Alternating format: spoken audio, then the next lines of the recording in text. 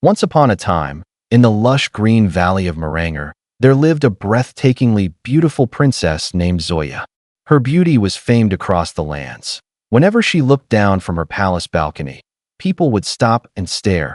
Her golden hair, rosy cheeks, and blue eyes made it seem as though the morning sun had descended upon the earth. Zoya was immensely proud of her beauty. She would spend hours in front of the mirror, admiring herself, and say to her maids, "No one in the world is as beautiful as I am. Nature has blessed me with everything." The queen would often advise her, "My dear, true beauty lies in the heart, not the face."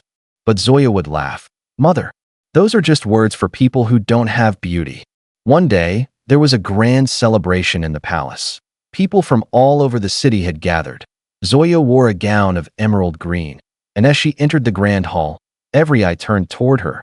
She smiled, but her smile carried pride. That moment, an old woman, who had come from the edge of the forest, approached her and said, "Princess, your beauty is a gift from nature.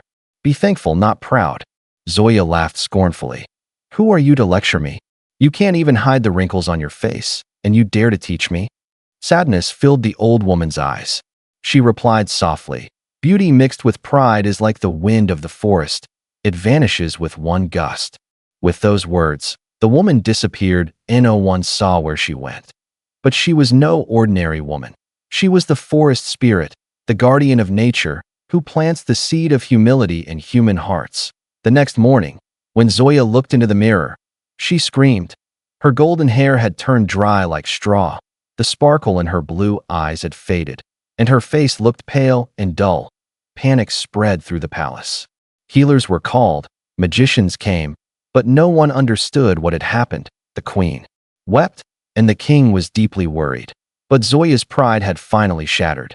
She locked herself in her room, ashamed and broken. A few days later, she decided to find the truth herself. She left the palace and walked into the forest. First, the forest frightened her. The trees were tall and thick. The wind howled through the leaves, and the ground was covered with soft moss.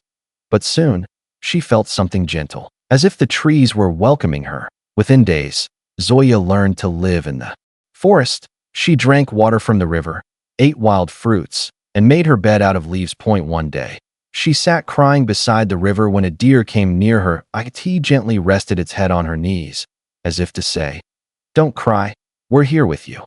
From that day, Zoya befriended the creatures of the forest. The birds sang along with her songs, butterflies danced around her, and the branches of trees swayed in the wind, comforting her like old friends. Slowly, Zoya began to change. For the first time, she felt someone else's pain. When she cared for an injured rabbit, for the first time, she understood love. When she protected a bird's nest from the rain, and for the first time, she felt gratitude. When the river's cool water washed her face, she no longer looked into mirrors. She saw her reflection instead in the smiling flowers of the forest. One night, when the moon shone bright and full, Zoya sensed a soft fragrance in the air. From between the trees appeared the same old woman, the forest spirit. Zoya bowed and said, "I recognize you. You are the one I spoke rudely to." The spirit smiled. "And who are you now, princess?" Zoya lowered her head. "I am just a human now, one who has learned how to live in harmony with nature." The spirit raised her hand, and a green light spread through the forest. Flowers bloomed, birds sang joyfully. "You have learned the lesson of humility. Your beauty will return.